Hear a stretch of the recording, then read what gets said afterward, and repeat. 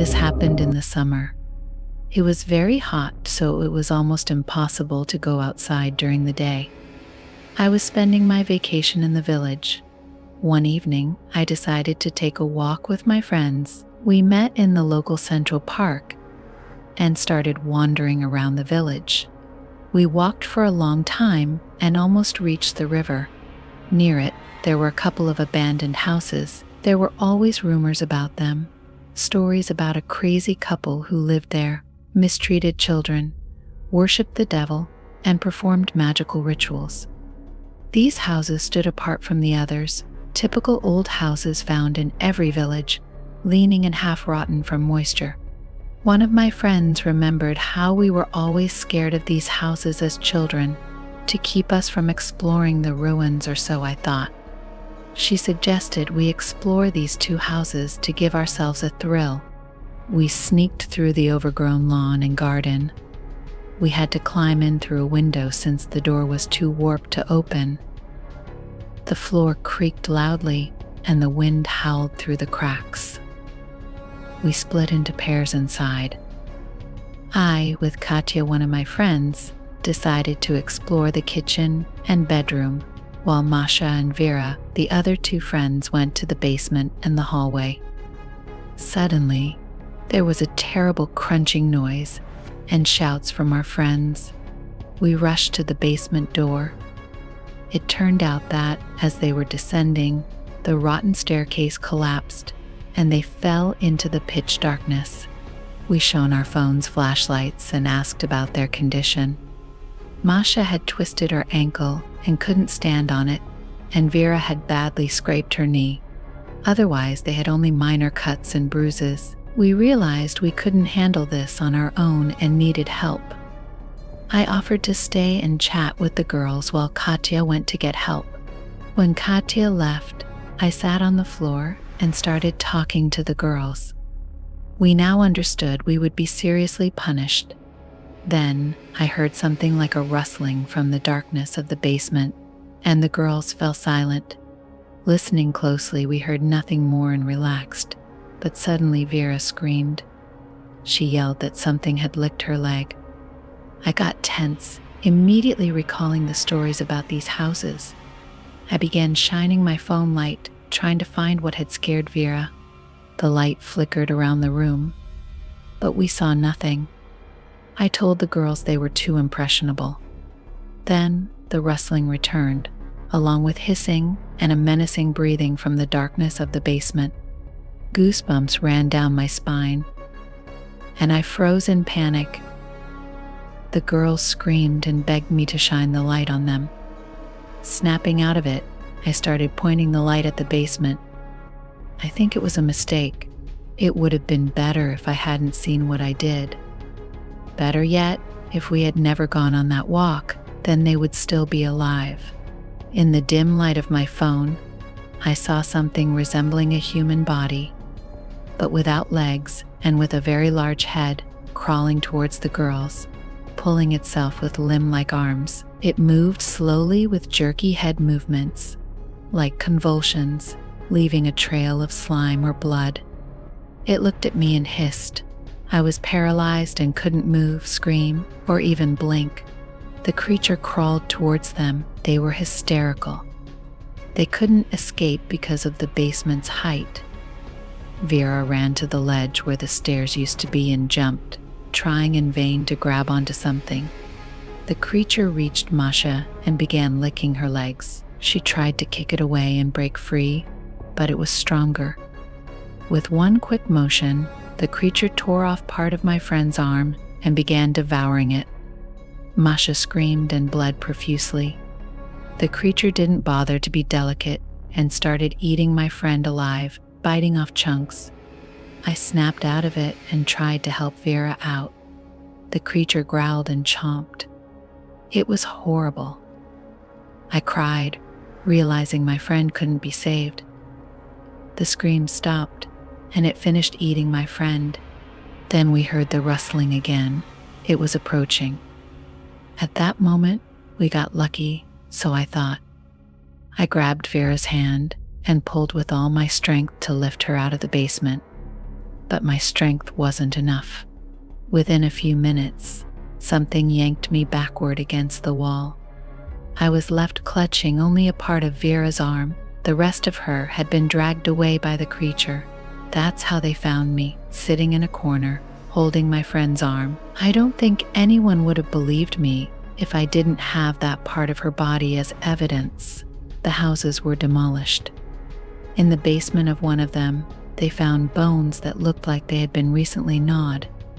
The other basement was set up like a dungeon or torture chamber. I believe that's where that couple tortured their children, but what the creature was, or where it went, remains unknown. It was strange that soon after, the land from those houses was bought, new homes were built, and shortly after, a young man moved into one of them. When I met him, I had a feeling I'd seen him before. I became more withdrawn after that incident. I even stopped talking to Katya. I mostly stayed home, staring out the window. Occasionally, I would walk to the new house where it all happened. One evening, as I was walking quite late, I stopped in front of that house. I stood there, looking into the darkness of the place when suddenly I heard a familiar rustling sound behind me. Feeling for a small folding knife in my pocket, I quickly turned around and, without thinking, struck out. To my surprise, it wasn't what I expected. It turned out that our new neighbor had noticed me for a while and decided to come over and chat. How hospitable of me to greet the new guy, who didn't know anyone, with a knife. My strike landed on his shoulder, causing a not too deep wound. He stood there in shock, staring at me with horror. Realizing what I had done, I started apologizing profusely, explaining it was self-defense and all.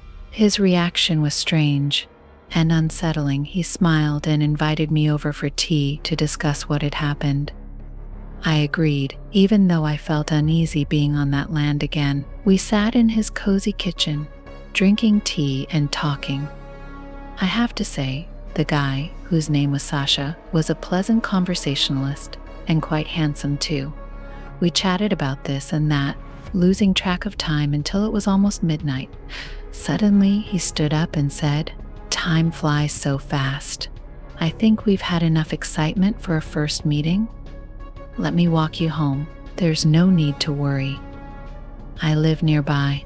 I can get there on my own." I smiled, and getting up from the chair, headed for the door. Still, he insisted on walking me home. Once I got home, I fell asleep quickly, but my sleep was restless. I dreamt of Vera. We were walking like we used to, but for some reason, we were heading towards that new house, to the kitchen where I had recently had tea with Sasha. She was silent throughout the dream, only whispering one word at the end. Here I woke up feeling dreadful. All morning, I was tormented by questions. What's here? Who's here? Why here? Why did I dream of her? What does it all mean? To clear my mind, I decided to go to the river. There, I met Sasha. We spent the day sunbathing and swimming, and in the evening we went to his place. We were sitting and chatting when suddenly, I heard Vera's distinct whisper again here.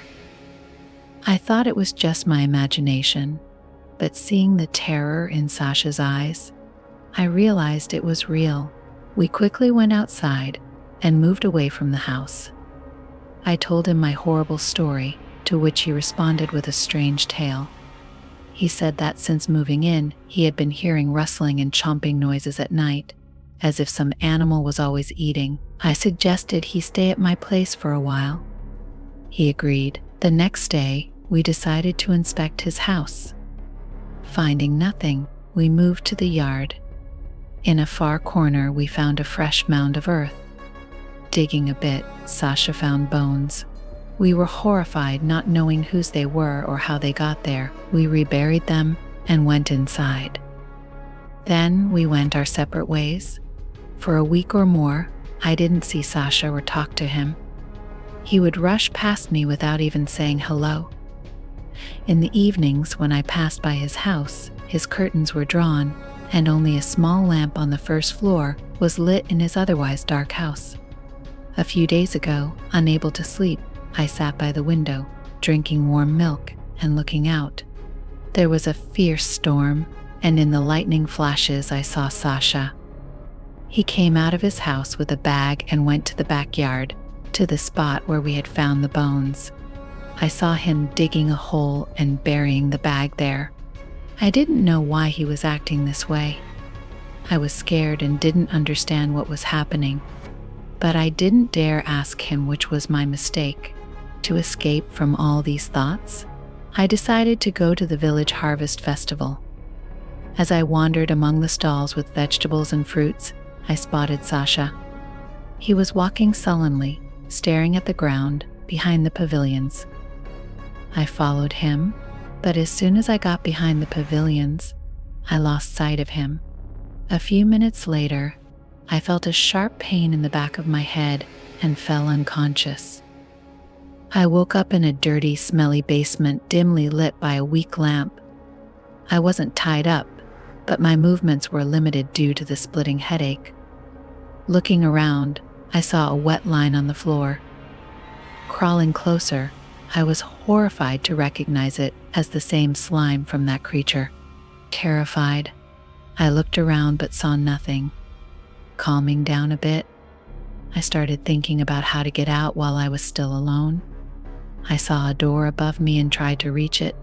Then I heard that same sound. I would recognize it anywhere. In a panic, I jumped and tried to grab the door handle. The rustling and heavy breathing were getting closer, but turning around, I couldn't see it. Then came the disgusting chomping noise. I couldn't reach the door. With each passing minute, I realized it was getting closer. Suddenly, everything went silent. Not that it had left, but all sounds ceased. There was only silence. At that moment, the door opened, and Sasha appeared in the doorway, holding an axe. He looked terrified, and immediately, I had a bad feeling. It was strange. What was he doing there? I was looking for you. Give me your hand. I'll pull you up, he said, reaching out to me. I hesitated to respond, but then an overwhelming, uncontrollable fear and panic gripped me. I couldn't move or say anything. I felt something licking my legs with such pleasure and appetite. It was definitely that creature. I felt its slime and saliva spreading over my legs, its rough, wet tongue sliding over my smooth skin, its hot breath. It grabbed my legs and, with a sharp pull, yanked me down, causing me to scream. It didn't drag me away. It just knocked me to the ground, probably to eat more comfortably. How relieved I was that at that moment, Sasha didn't hesitate and jumped down to me, delivering several blows to the creature. It let out an inhuman scream, or rather a wail, and disappeared into the darkness. Sasha helped me up. Looking at myself, I saw small scratches from its claws on my legs. Strangely, I hadn't felt it scratching me. I was probably too scared. Now, we had a bigger problem: how to get out of there. We couldn't reach the ledge or the door. Sasha tried to find an alternative exit or carve one with his axe, but all efforts were in vain. At dawn, we started calling for help. Thankfully, someone heard us. We got out. We survived. But the only worry now is where that creature went and for how long it will stay hidden. Several years have passed since those dreadful events. We moved to another city, so nothing would remind us of the ordeal we endured in that doomed village and cursed house. I often had nightmares. I'm glad Sasha is by my side now. He always supports and protects me. We'll never forget what happened, but we agreed not to talk about or dwell on that horror. We settled in a small, quiet town. The residents are very friendly and welcoming, so we easily made new friends. After some time, I became pregnant. We were both thrilled, feeling like our lives were finally getting back on track. When I was 7 months pregnant, We needed to go to the regional center for a fair to buy everything necessary for the baby. I refused to go because I felt unwell and knew the trip would be too much for me. So Sasha went alone. He left early in the morning, as it was a long journey. After seeing him off, I lay down for a nap. But I didn't sleep for long because I had a strange and frightening dream.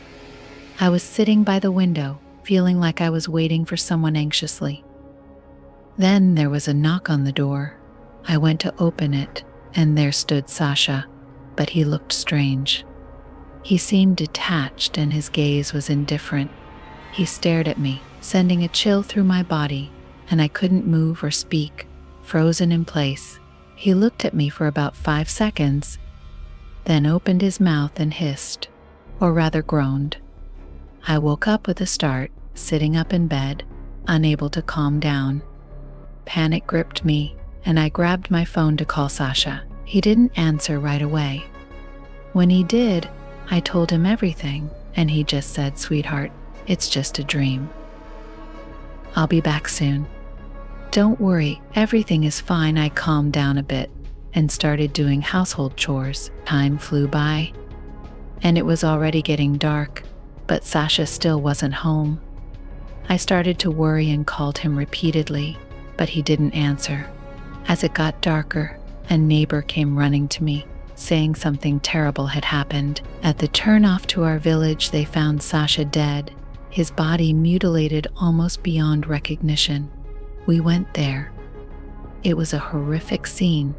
His car was open on the roadside, and his body lay nearby, all scratched up, covered in blood, with eyes open like in my dream and mouth agape. I fainted right there. Later, when I went to see the investigator, I learned they found another unidentified body nearby, with the only distinguishing mark being a tattoo. When he showed me a photo of the tattoo, I was speechless. It was undoubtedly that creature, but I didn't tell anyone about it. The case remained unsolved. I gave birth to a healthy boy and named him Sasha. We stayed in this village. Sasha never appeared in my dreams again, but my son talks and plays with an imaginary friend. One day he described his friend to me. After hearing his description, I'm convinced we are under a reliable protection.